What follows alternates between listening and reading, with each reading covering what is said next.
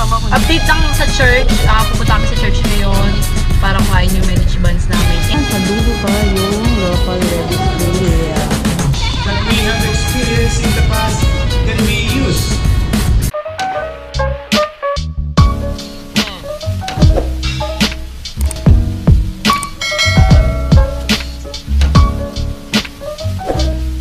Hi guys, so today is Monday and papunta na kami ng City Hall at nagpa-flag ceremony si Jorge guys.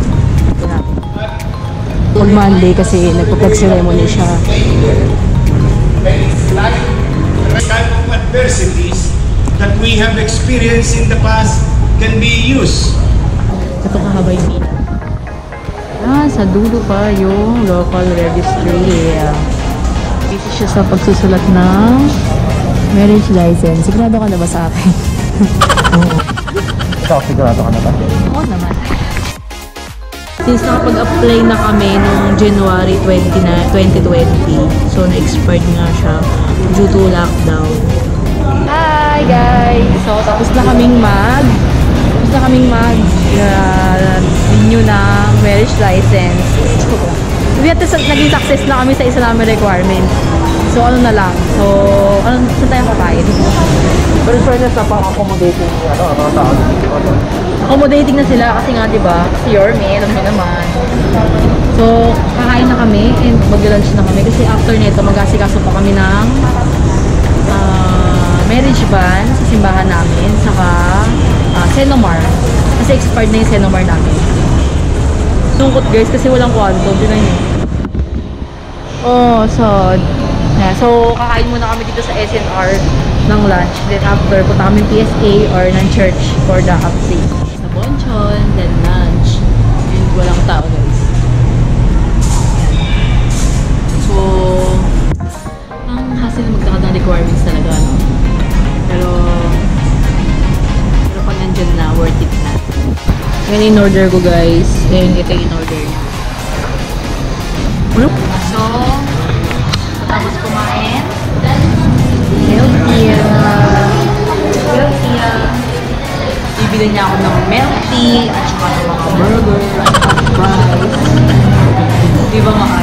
Oo. Yes, ano? Sana magpa-picture sa SM Manila and papasa namin yon for the marriage bands. And dadaan muna kami ng church para dun sa may marriage bands. Kasi parang ina-update ata ng church namin yung father. Update lang sa church. Pupunta kami sa church ngayon para kuhain yung marriage bands namin. And lahat ng mga documents namin is expired na lahat yun. Maliban lang sa birth certificate. So, inulit namin yung lahat.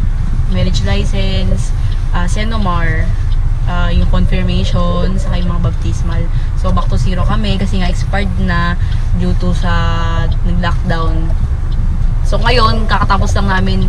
Galing kaming City Hall sa Manila and in-honor naman nila yung aming Senomar kahit expired na. So, sakop ng 2020 na Senomar. So, ina-accept nila yun ngayon. Due to yun nga yung nag-lockdown.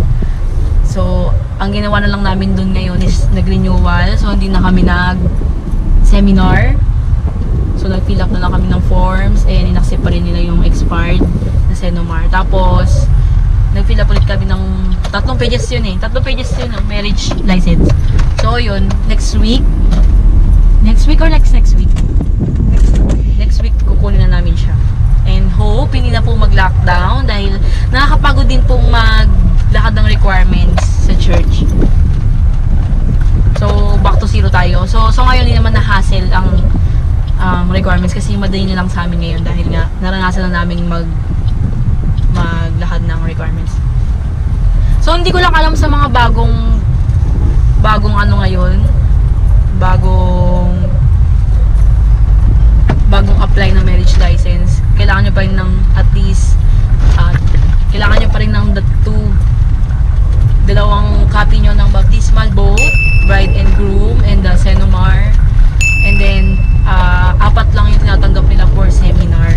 So agahan nyo guys kasi siguro mga 7 o'clock pa lang ang haba na ng pila and may mga bride and groom na siguro dun na mga naka nakabang para sa seminar. So sa isang araw lang ata is 4 na couple lang yung tinatanggap nila. Lucky us, dahil last year na hindi pa COVID masyado nun. Pero alam ko na sa red alert na tayo nun.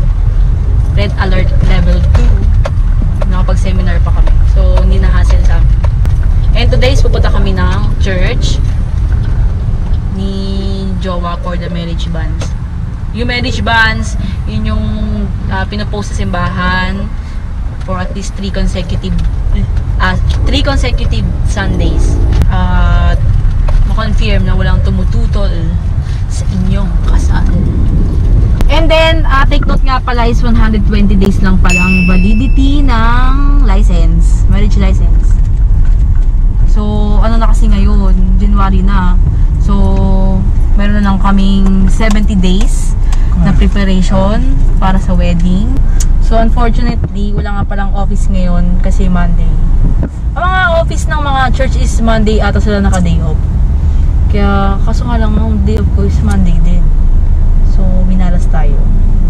So, we're here at Privato Hotel. Parang dito sila tumatanggap ngayon, guys. Oh my God, nakapag-down payment pa naman na kami. Pero, tingnan natin kung magiging dito. Ay! So, ayun, galing kami sa hotel namin, sa Privato Hotel dito sa Quezon City.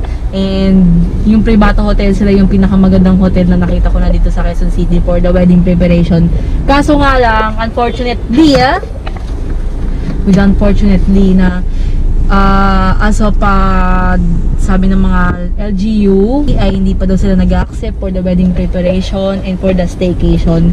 So, ginagamit siya for the quarantine facilities. Alam niyo yun, nakakalungkot na kasi gusto-gusto na namin dyan di ba no? Gusto-gusto na namin talaga dyan kasi maganda talaga sa lahat ng na-inquire namin ng hotel dito sa Quezon City. Kaso nga lang, hindi ba? So, naghanap kami ng wedding preparation na Airbnb dito sa Quezon City and sana meron talaga. Dahil tingin ko hindi pa sila makakapag-open ng March dahil napaka-imposible gawa ng meron na naman tayong bago na namang virus. So, pare-pares na tayo ng lulungkot dito and wala tayong magagawa kundi sundin ang ating LGU para sa ating ikabubuti. So, yun lang guys, and pupunta kami sa National Bookstore. Magtitingin kami ng colored paper para mag-print kami ng mga thank you cards. So, yung pa ba? Nababayinitan natin? Yun lang guys, and kasama ko ang aking napaka-poging asawa. Enjoy ka namin sa vlog. And yun lang, if you like this video, please give this video a thumbs up. Huwag nakalimutan na mag-subscribe sa aking channel!